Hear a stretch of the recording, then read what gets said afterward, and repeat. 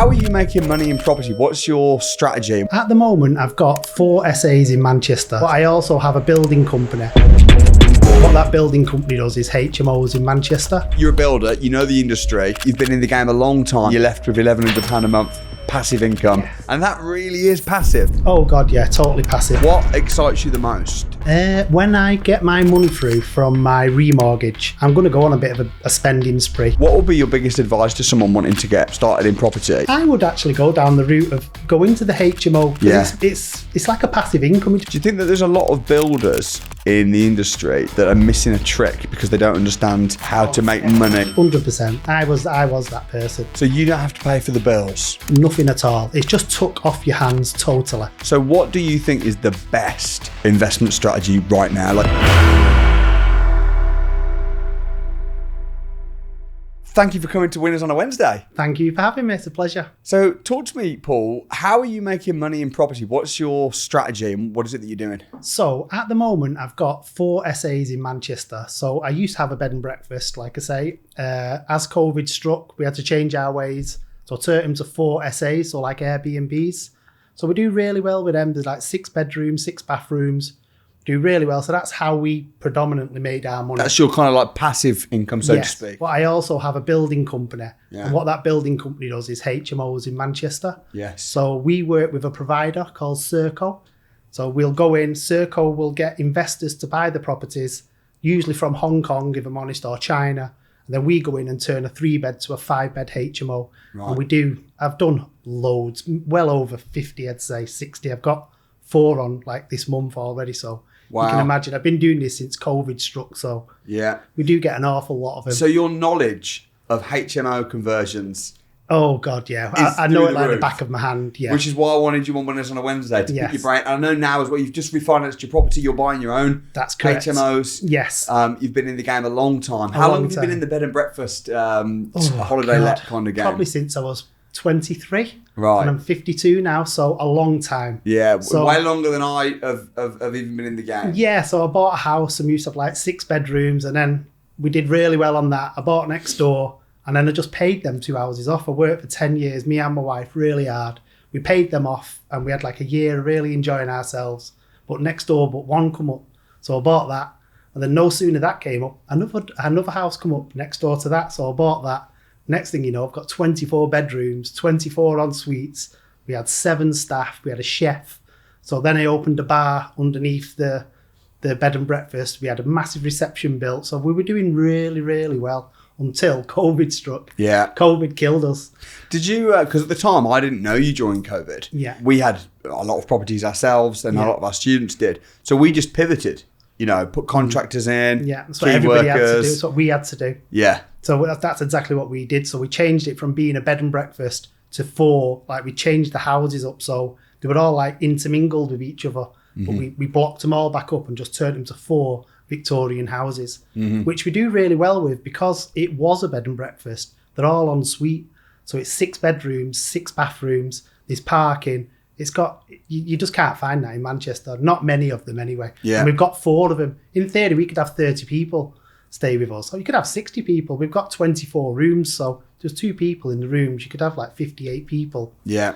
So it's quite rare. What are you most excited about now then? Because you've got your connections with Serco, housing associations, you've got your building company, you're buying properties, you've got your serviced accommodation units. Yeah. What excites you the most? When I get my money through from my remortgage, I'm going to go on a bit of a spending spree. Yeah. And what my aim is in like, I don't know, maybe a year's time to get 8 to 10 HMOs, all with Serco, earning say £1,000 to £1,200 each. And that's my new goal. So what do you think is the best investment strategy right now? Like you've got, how much are you going to get in the bank when you refinance?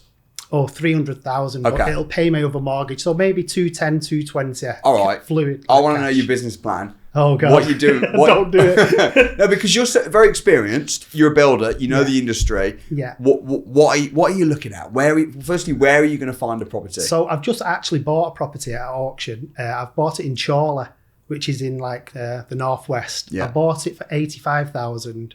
I reckon once it's done up, we'll spend about 25 on it. Once it's done up, I'm hoping to get about 135 to 140, but it's not that I'm in the game for. I want to do it up, remortgage it, and then just get rid of it. So with Serco, they always lease it. It's always 6 years, 11 months. I'm not too sure. I think there's a reason why it can't be 7. I think it's something to do with tax, but it's always 6 years, 11 months to take it for. So I'm hoping to get a few properties to like stack them up. So I'm earning £1,200 for each property. That's my.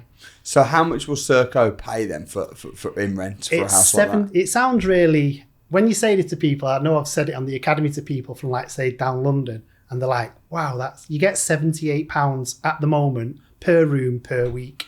Right. But when you times that by 5, so if you're buying a house at 75 grand and you're getting £78 per room, times that by 5, and then times that by 4, I think is it £1,460 or something. Yeah. And then you've got your insurance to get out of that, and then you'll remortgage it with an interest only. So you're usually coming out with about £1,100 after everything. And that's no voids, no maintenance. That house is just gone. So you don't have to pay for the bills? Nothing at all. It's just took off your hands totally. Right. And there's many housing associations that do this. And if you ring them up, they'll love you. Everyone's always worried about, how did you get the contact? Just give them a call. Right. They're there to help. They need accommodation. People need accommodation in every town. What does Serco actually do then? Who's living in the property?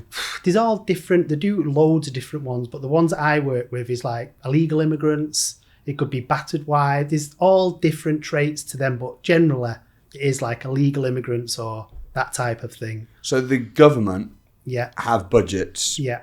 for people that might be vulnerable people. Yeah, it could be homeless people. Asylum seekers, people homeless fresh people. out of prison. So Serco basically bridged the gap between the government funding, which is, by the way, hundreds of millions. Yeah. So they bridge the gap between the government funding and the property. Yeah. And they lease properties. Yeah. And there's a big demand for it. Like I say, it could be for ladies who have been abusive stuff at home. It could be young girls with babies.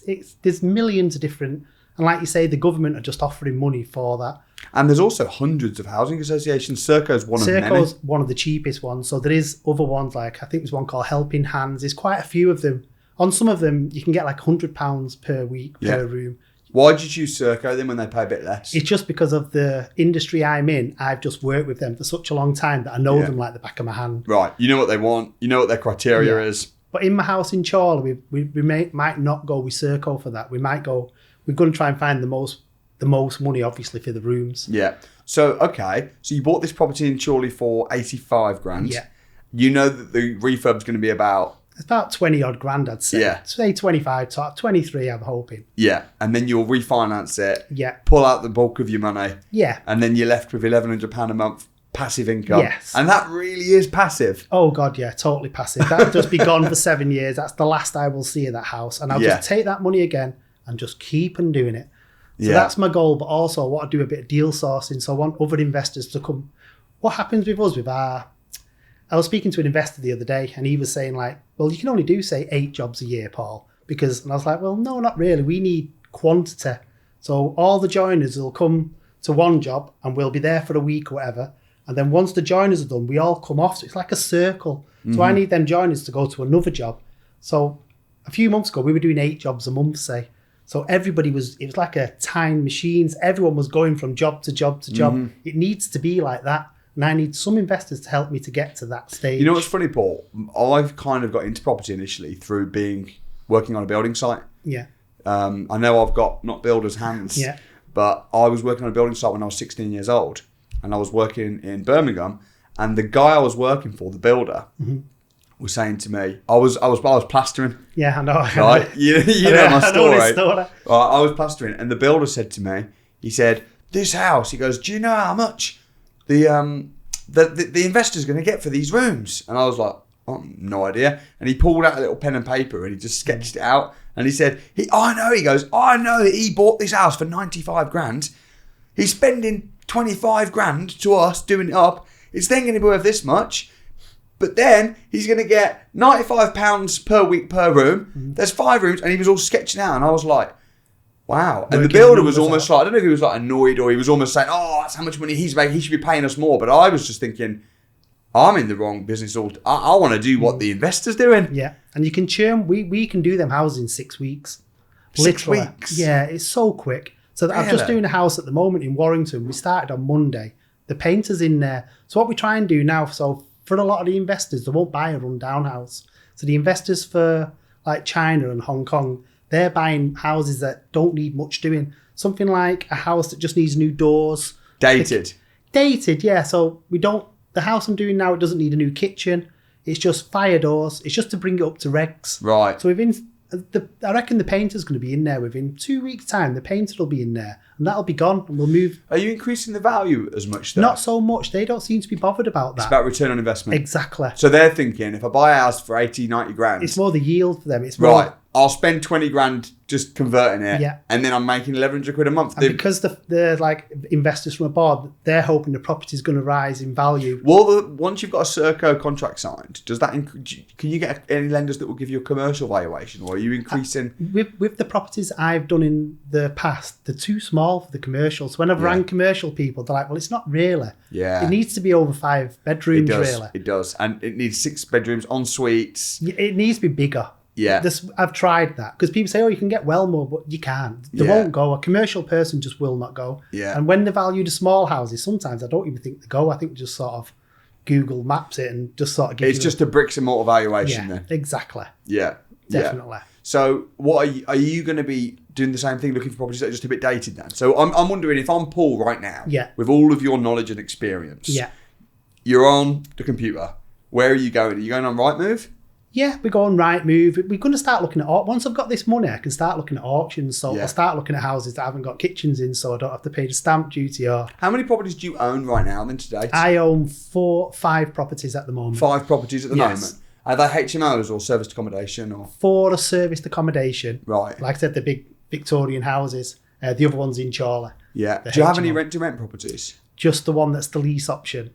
Okay, tell me about the lease option. That's fantastic. So the lease option is, I was working on a job, and every single day, the painter and the electrician was moaning every day about this flat that he's got. So every day we come in, we have our dinner, and he's like, "You're never going to guess." And he had some crazy guy staying in there. It was a 2-bedroom flat. He was getting £800 a month for it, but his mortgage was £1,000 a month because it was 2 bedrooms. But he said that he's just had nothing but trouble. That's perfect opportunity. Yeah. So he was £200 a month down. And he's just had nightmare tenants. Also, he's in negative equity.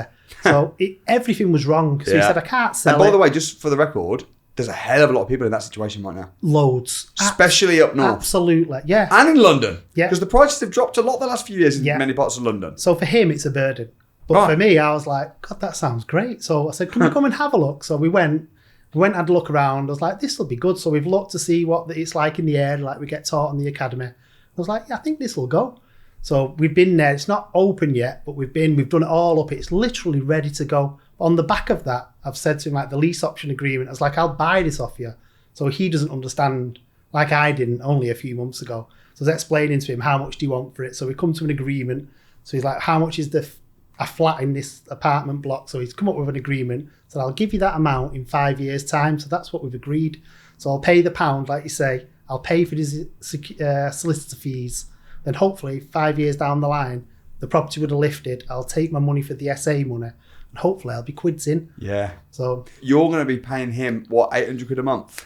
I'm going to pay him the £1,000 a month. I think. Nice. Because he's happy. He's happy. And then now he's finally not losing money, so he's happy. happy. He's actually earning money into. He's earning £50 a week, and he's got no hassle at all. But then you're going to be renting it out on Airbnb. We'll get about £120 to £130, hopefully. A night. Yeah, that's what we're hoping. Maybe a little bit less during the week, but we'll easily make our money. But even if you're doing 100 quid a night, if it's fully There's occupied, 2 bedrooms, you've got the living room, put a sofa bed in there. You're probably, if you do 100 quid a night, that's £3 a month. Yeah. Minus voids, minus maintenance, minus everything. You'll probably make £1 a month profit on that. Yeah. And you can save that. Yeah. Use that to buy it in 5 side. years, and you've got all the capital appreciation on Exactly. That's what. Nice. And also, he's over the moon. It's not like he's absolutely chuffed to bits with all of it. Yeah. He's even come and put lights in for us, and just to help us get started, because it's just a burden off his shoulders. Yeah. He said it's been a nightmare, so it's worked out really well. Do you think that there's a lot of builders in the industry that are missing a trick because they don't understand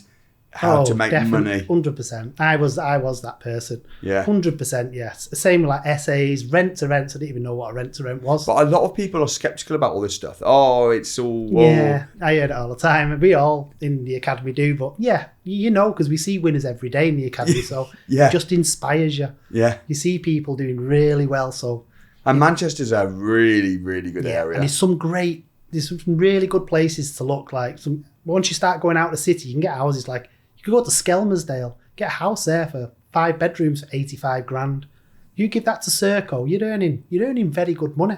Some of them are actually done up as well. You don't really need to do much apart from change the odd fire. What does Serco look for then, Paul? What are they wanting to see? So if you say to Serco, and also how do you know before you buy a property that Serco will definitely want it, or you can definitely get that rent? First thing you do, before you even buy a property, look at a property, get the postcode. So we've seen a property wherever in Chorley. We get the postcode, ring up Serco straight away, give them the postcode, and they'll tell you over the phone. Within 5 minutes, they'll just say, yes, we do that area. You can ask them what the rate is. They'll tell you straight away. Once you get past that stage, if you buy the house, you can ring them back up and they'll arrange to come out and see you. So you'll walk them around and say, I'm going to turn this 3-bed to a 5-bed. You'll walk them around and say, this is going to be a bedroom. They'll talk you through that stage. And then they'll have a form with them, which is a letter of agreement. Right. So you'll get that form out. They'll sign it. We'll go through what you're going to do. So I'm going to turn it to a 5-bed. And then they'll put a date on it. So today's date. And they'll go, Paul, you have got, this letter is set in stone for 6 months. So just say if Serco move out of that area after that time. So they do it. Sometimes they'll just move literally from one area and just stop doing any HMOs there. So if they do that with that letter, you can still get rid of it to Serco. So they sign that letter of agreement and you've got that set amount of time to do that HMO. So basically, ring them up, tell them about the property that you're thinking of buying. Yeah. And they're dead helpful. They're really everyone's always like worried about ringing. They're so nice. Right, then buy it, get them to come out, and tell them what your vision is, and they'll go, "Yep, if you do it to this standard in this way, and there's this many rooms, we'll rent it for this much." Yeah, you'll get a pre-lease agreement signed, which will last for 6 months. You've then got 6 months to get the property ready, give it to them, and then they'll rent it for 6 years and 11 months. That's correct, yeah, or 3 years. But generally, they'll try and go for the long lease. And also, once it gets to the end of that, they have to get. The day before you give it to them, you'd walk around that property and video it, and they have to give you that property back in the same condition that you gave it to them. So they can't give it you back as a wreck with holes in the doors and stuff. It's got to be. But I've never known them to give a place back just yet, and I've been doing this quite a while. They always just keep the lease going, generally, because they don't want to move the people out. They're usually settled then. So they say 7 years, but it could easily be 10, 15. 100%. I've never really known, I've never been to a property yet that they've gone, oh, this isn't a HMO now. Always been and give it a lick of paint. Are the rents fixed or do they go up over time? They go up if the LHA rates go up, they'll go up in time. So it will go up probably about in line with inflation. Exactly. Yeah. Definitely. What a brilliant strategy. It's brilliant. And lots of people should do it. They should. 100%. If you've got 50 grand in the bank and you're thinking, what should I do? Well, put it down as a deposit on a house or maybe even 2 houses. Yeah. Rent it to Serco. Get £1,000 a month profit. It's just an absolute no-brainer, isn't it? It is. It's absolute. And then you can recycle the money, get your money back out. Yeah. Go again. Why did you join the academy, Paul? Because you've been in the game a very long time. What was it that you saw in the academy that was attractive? Yeah. I joined, like I say, because I'd lost the wind in my sails type of thing. I was doing okay, and I was doing okay with money and stuff. So it weren't for that reason. It was more to sort my life out and give me a bit more of a vision and a push. Yeah. So when I joined, I was like a bit of a low, and I wanted to learn a bit more about. So I've got my essays, but when I've been on the academy, it showed me like how to do it properly.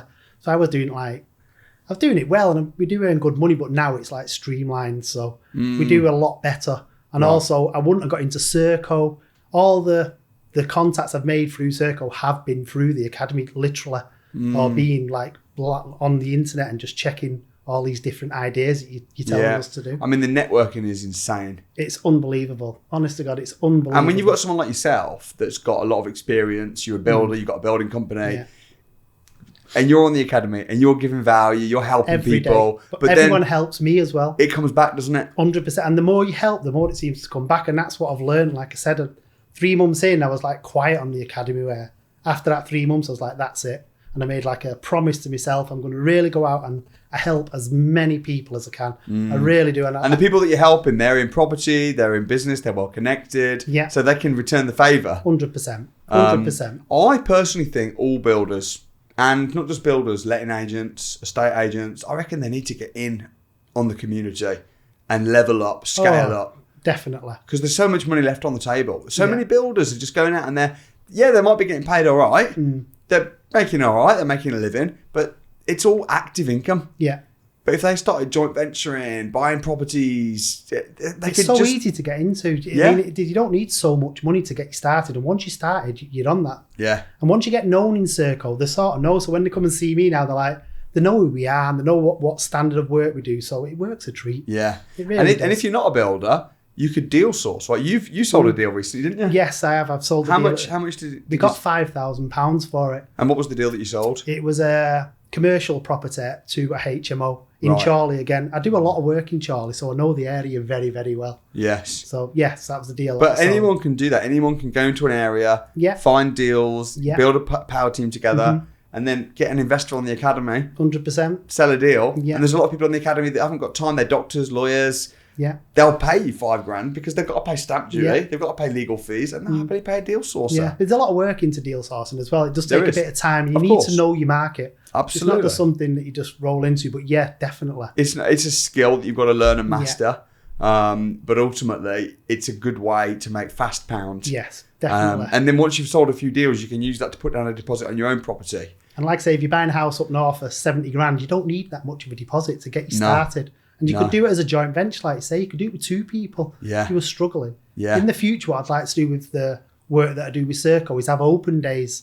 That's one of the things I'm thinking of in the future, because I've got 4 jobs on at the moment. Yeah. So you could take people to the 4 stages. How do you have the time, Paul, to do? Well, I'm in property every day, so I don't know. I just find it. I love How many it guys do you have working on the building? On the height of me, I had 9 people working for me at the height. What it is, I have all the joiners that work for me, but all the others are subcontractors. Yeah. So the electricians don't work for M30. They've got their own businesses, but that's why I was saying I need quantity. So when we've got a lot of jobs, no one wants to go anywhere. Like at the moment, I've got 4 jobs on, so everybody's working. The electricians have sort of got them the next 6 weeks. Yeah. But I also know that Serco now, they're sort of giving us another 4 straight away. So if I can just keep them busy, that's my idea. And another thing is as well, I would say to people listening to this, is don't just think, I'll use Serco.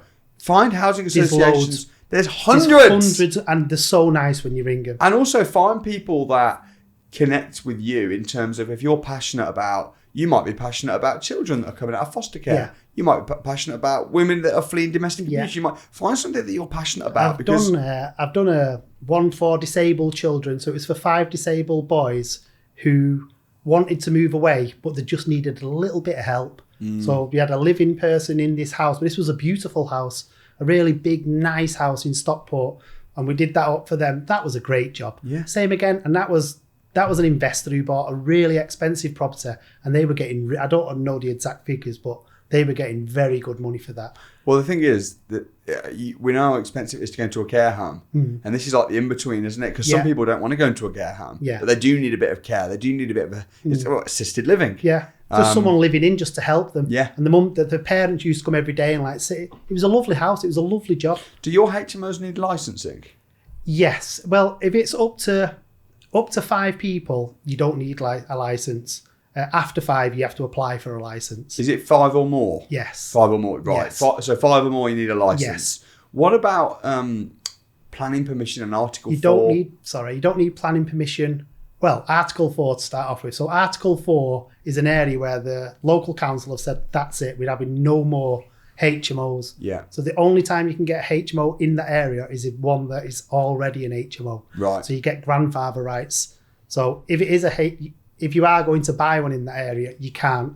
It's stopped. That's no more HMOs in that area. So you then have to find properties that have got grandfather rights. Yes. Or go on the outskirts. Yes. Is Chorley Article 4? No. So you're going to the area, and there's many ways to get around Article 4. One way is to go, what you're doing, on the outskirts of the areas, because Manchester is Article 4, isn't it, in the centre? You'll get places where Article 4 will be in the town, but it'll be certain roads, so You have to check. So you have to look into it. And this is what you say earlier as well about being a deal sourcer. You need to know what you're doing. Exactly. You can't just willy-nilly look, because you might buy something on a road that actually is Article 4. The road next door could be full of HMOs. Right. You've got to be really careful and just do your due diligence. You have to. 100%, yeah. What will be your biggest advice to someone wanting to get sort of started in property? Maybe a builder, or maybe someone starting from scratch? I would actually go down the route of like getting some cheap properties and go into the HMO. Because it's like a passive income. It depends what you're looking for. For me, it's passive income I'm looking for. So I would either get a small deposit and go and buy a cheap house for say 50 or 60 grand, which you can find. Yeah. They'll be run down, but you can find them. Yeah. And then turn them into a HMO. You could do a HMO where you manage it yourself. It could be a posh HMO. There's millions of different. Everyone thinks HMO's like a bit of a dirty, but it's not. You can get some really. Where I live in Manchester, you get like £850 for a room. So you can do nice HMOs. It depends where you want to enter in the market. And also what I would say is, if you're in a regular job making £3 a month, it's going to take you forever to save the deposits, partner with people, raise finance, and be creative. And don't forget, because we're up north, we're lucky. We can get the investors from down south who just haven't got the time to do that. So you've got a lot to offer, I think. Yeah. You're the eyes and ears in Manchester or wherever it is. Chorley. How did you first get connected with me? How did you hear about? It was through my daughter. Oh, my daughter, she was heavily into it, and she taught me into coming to a pound crash course. So we drove to Birmingham, the first one. I went and we sat there and I was like, what is going on? I was really shocked, but then I was listening to you speak and I was like, God, I'm really enjoying this, because I obviously got properties myself. So it sort of opened my eyes a little bit. So then the month after, we looked again and you was in Manchester. So we said, we've got to go. It's £1. It's £1. So we came to the Manchester one. And if I'd have had my card on me, I'd have been joining there and then. But my daughter was doing her exams. So it sort of put us on hold. So when I got home, I was thinking about it for about a week. And I thought, you know what, I'm having this. So my daughter couldn't do it. So I ended up just ringing up and I just put it on a card and I just joined the academy. It's the best thing I've done. It really is. I've met so many people. It's been a life changer for me. And I've only been in 6 months. So if you can do this much in 6 months, I can't imagine in another 12 months where hopefully it'll be amazing. I'll be sat back here with you. Well, you've done really well, and you've been a massive asset as well to the academy. Yeah, I love the academy. I really, really appreciate you coming down. Shout out to your daughter, who's with you as well today, who's come down. So thanks so much, Paul. And Thank you appreciate so what much you for do for having the me. community. Really appreciate it.